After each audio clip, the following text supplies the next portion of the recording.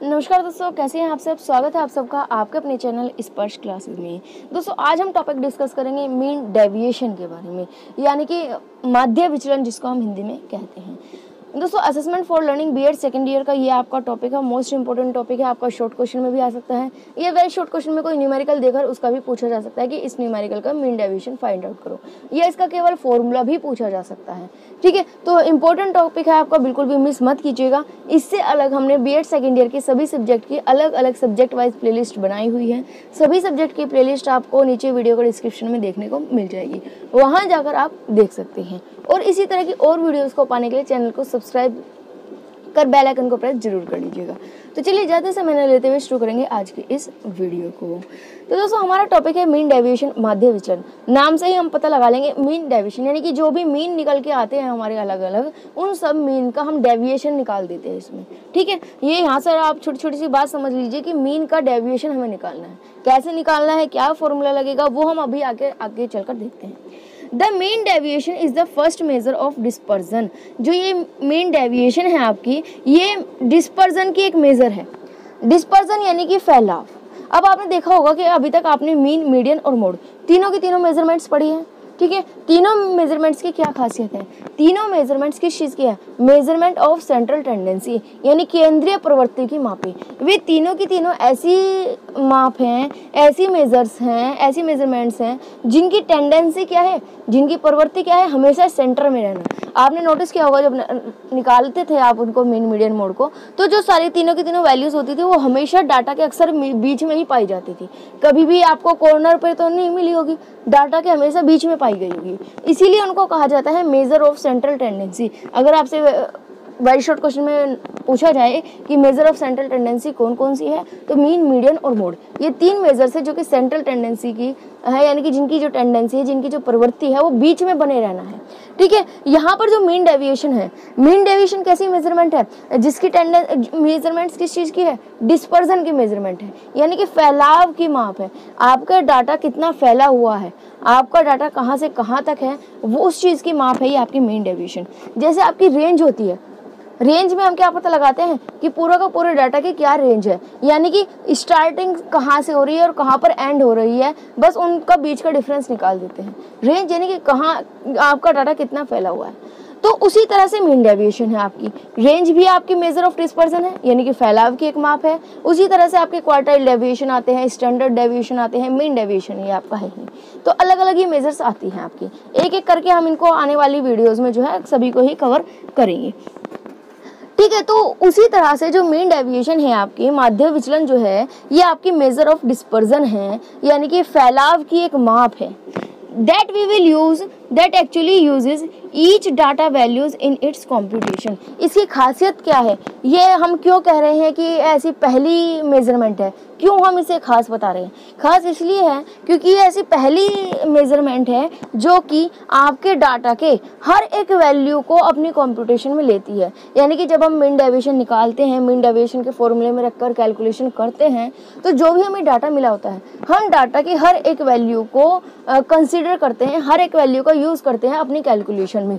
आपने देखा होगा रेंज एक तरह की मेजर ऑफ डिस्पर्जन है, लेकिन जब हम रेंज को निकालते हैं, रेंज को निकालने के लिए हम क्या करते हैं, मैक्सिमम नंबर जो होगी, यानी कि जो सबसे बड़ी संख्या होगी माइनस सबसे छोटी संख्या, हम इस तरह से हम अपना जो है रेंज निकाल लेते हैं। सबसे बड़ी संख्या चाहिए हमें, सबसे छोटी संख्या चाहिए, बीच की संख्या को हम इग्नोर कर देते हैं। उसी तरह से जब क्वार्टाइल डेविएशन निकालते हैं तो हम उसका चौथा हिस्सा निकाल लेते हैं। तो इस तरह से उसमें क्या होता है उन सभी रेंज मेजर्स में कि हम सभी वैल्यूज़ को कंसिडर नहीं करते हैं। लेकिन मीन डेविएशन एक ऐसी खासियत है इस चीज़ की, इस मेजरमेंट की, कि ये आपके डाटा की हर एक वैल्यू को कंसीडर करती है, हर एक वैल्यू का यूज़ करती है अपनी कंप्यूटेशन में, अपनी कैलकुलेशन में। ठीक है, it is the mean of distance. ये क्या है, मीन है किस चीज़ का, distances between each value and the mean. ठीक है, it gives us an idea how spread out from the centre the set of values is. ये हमें और क्या बताती है, ये हमें बताती है कि आपके डाटा में जो सभी की सभी वैल्यूज़ हैं वो सेंटर से कितनी फैलाव पर है, सेंटर से कितनी दूरी पर है। अगर मान लीजिए हमें डाटा देखकर इससे हमें पता चल जाता है कि सेंटर से ये वाली जो वैल्यू है वो इतनी दूर पर है, सेंटर से बी इतने दूर है, सी इतने दूर है, डी इतने दूर है, ये लेफ्ट साइड में है, ये राइट साइड में है, यानी कि फैलाव के बारे में ये हमें बताती है। अब देखते हैं कि हम कैसे निकालते हैं हमें मीन डेविएशन को। मीन डेविएशन को जब हम निकालते हैं तो उसमें क्या करते हैं, find the mean of all values. हम सभी वैल्यूज का मीन निकाल लेते हैं, सभी वैल्यूज का एवरेज निकाल लेते हैं। उसके बाद use it to work out distance. जो भी मीन हमारे पास आया उससे हम डिस्टेंसेस निकाल लेते हैं। कैसे, अभी आगे करेंगे हम। Then find the mean of those distances. अब जो डिस्टेंस आई उनका फिर से दोबारा से मीन निकाल लेंगे, हमारा मीन डेविएशन आ जाता है। कैसे, हमारे 3 स्टेप्स हुए। 3 स्टेप्स कौन कौन से हुए? सबसे पहले हम जो हमें वैल्यूज मिली हुई है हम उन सबका मीन निकाल लेंगे, एवरेज निकाल लेंगे, ठीक है। उसके बाद उस एवरेज से सभी वैल्यूज की अलग अलग डिस्टेंस निकालेंगे, यानी कि हमारा मीन मान लीजिए आया x, तो हम अपने सभी की सभी बाकी के वैल्यूज से x का माइनस करके अपना d निकाल लेंगे, ठीक है। Then find the mean of those distances. अब जो हमारी डिस्टेंस आई d1 d2 d3 उन सब का मीन निकाल लेंगे। जैसे ये हमारे पास फॉर्मूला है, शॉर्ट में अगर मैं बताऊं तो ये आपके सामने फॉर्मूला है। Mean deviation is equals to summation of x minus mu divided by n।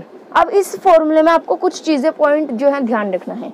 यहाँ पर जो ये आपका ये साइन है, जिसको ये वाला जो साइन है इसको सिग्मा भी बोलते हैं और समेशन भी बोलते हैं। इसका मतलब होता है सम।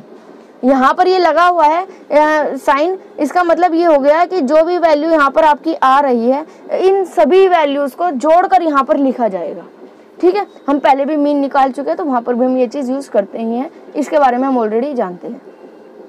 और सम करके जो वैल्यू आएगी उनको n से हम डिवाइड कर देंगे। एक बात और, यहाँ पर आपने देखा होगा x माइनस म्यू के साइड में मोड़ लगा हुआ है, यानी कि यहाँ पर हम माइनस जो भी वैल्यूज आएंगी उनको भी प्लस में ही लेंगे। म्यू यानी कि यहाँ पर ये मीन लिया हुआ है, मीन को यहाँ पर म्यू से रिप्रेजेंट किया हुआ है। नीचे आप देख सकते हैं सभी सिंबल्स के मीनिंग बताए हुए हैं। ये आपका सिग्मा का साइन है जिसका मतलब होता है सम। ये आपके वर्टिकल बार से मतलब एब्सोल्यूट वैल्यू हम इसमें लेते हैं, माइनस साइन को इग्नोर कर देते हैं।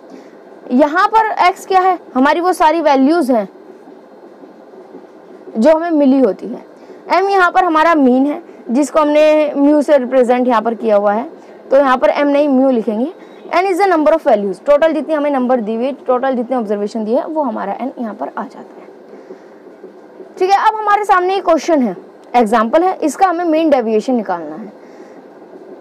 तो हमें देखिए, आप देख सकते हैं एग्जाम्पल लेते हैं। ये हमें क्वेश्चन दे दिया, मीन डेविएशन कहा गया कि इसका मीन डेविएशन निकालिए। तो हम क्या करेंगे, मीन डेविएशन को निकालने के लिए सबसे पहले हमें मीन निकालना है। फर्स्ट स्टेप है कि जो भी वैल्यूज हमें दी हुई है उनका मीन निकाल लेते हैं।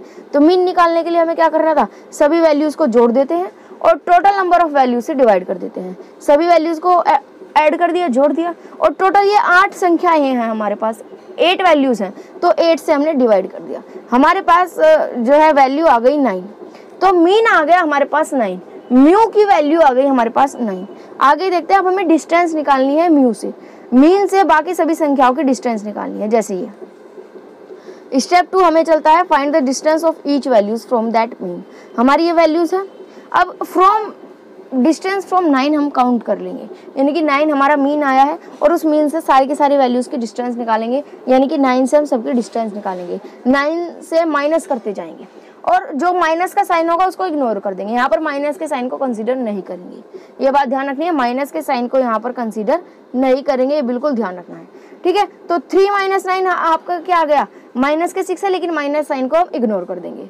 6 minus 9 3, 6 minus 9 3, 7 minus 9 2, 8 minus 9 1, 11 minus 9 2। ध्यान रखना हम माइनस साइन को इग्नोर कर रहे हैं।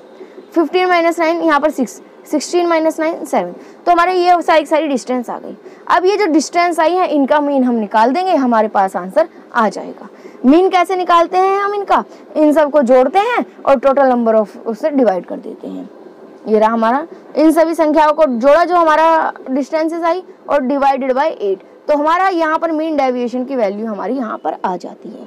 आप डायरेक्ट फॉर्मूले में भी रख सकते हैं। फॉर्मूले क्या करोगे मैं आपको बताऊं तो x माइनस म्यू, म्यू यानी कि जो मीन की वैल्यू निकल कर आई है, मीन हमारी आई है 9, x माइनस म्यू हमारी सारी की सारी ये जो डिस्टेंस है ये सभी हमारी x माइनस म्यू है। इन सबको जोड़ना है, जोड़ लेंगे हम यहीं पर टेबल पे नीचे और उनको n से डिवाइड कर देंगे। वही काम हमने यहाँ पर किया हुआ है। ठीक है, आपको जैसे इजी लगे फॉर्मूले में रख क्या करना चाहे वैसे कर लीजिए और चाहे स्टेप वाइज स्टेप कर लीजिए, ये आपकी इच्छा होगी। तो यहाँ पर हमारा मीन तो आ गया 9 जो हमें डाटा दिया हुआ है, और मीन डेविएशन हमारा आ गया 3.75। ठीक है, यानी कि मीन डेविएशन मतलब फैलाव, मीन से मेजर ऑफ सेंट्रल टेंडेंसी है हमारी मीन, यानी कि सेंटर से जो बाकी की सभी संख्याएं हैं उनका जो फैलाव है, उनका जो डिस्पर्जन है वो लगभग 3.75 के आसपास है। 3.75 से दूर कोई भी वैल्यू हमारी नहीं है।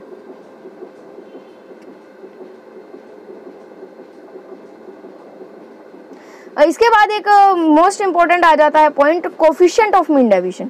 कई बार वेरी शॉर्ट क्वेश्चन में पूछ लेते हैं कोफिशिएंट ऑफ मीन डेविएशन को हम कैसे निकालेंगे, इसका फॉर्मूला बताइए। तो यहाँ पर आपको ध्यान रखना है mean deviation divided by mean. ठीक है, mean deviation divided by mean into 100 direct formula है, कोई दिक्कत नहीं है, इसके कोई क्वेश्चन आते नहीं है, अगर आते हैं तो नॉर्मली हम सिंपल सॉल्व कर ही देंगे। मीन डेविएशन जैसे अभी ऊपर के क्वेश्चन में देखते हैं, मीन डेविएशन हमारा है 3.75 डिवाइडेड बाय 9 इंटू 100। तो यहाँ पर हमारा 375/9 आ जाएगा और उसको हम कैलकुलेट कर अपना आंसर निकाल लेंगे। यूटिलिटी की बात करें, यूजेस की बात करें, तो ये यहाँ पर यूजेस लिखे हुए हैं। जब जो डाटा है सैंपल है जो बहुत छोटा दिया हो तब हम इसका यूज़ कर लेते हैं। When the user has less knowledge of mathematics, जब जो यूज़र है जो कैलकुलेशन कर रहा है उसको मैथ्स की ज़्यादा नॉलेज नहीं है तो वो मीन डेविएशन का यूज़ कर सकता है। When only normal reliability is needed, जब केवल नॉर्मल रिलायबिलिटी ही ज़रूरत हो, इसमें ज़्यादा आपको डीपली में नहीं जाना है पॉइंट में।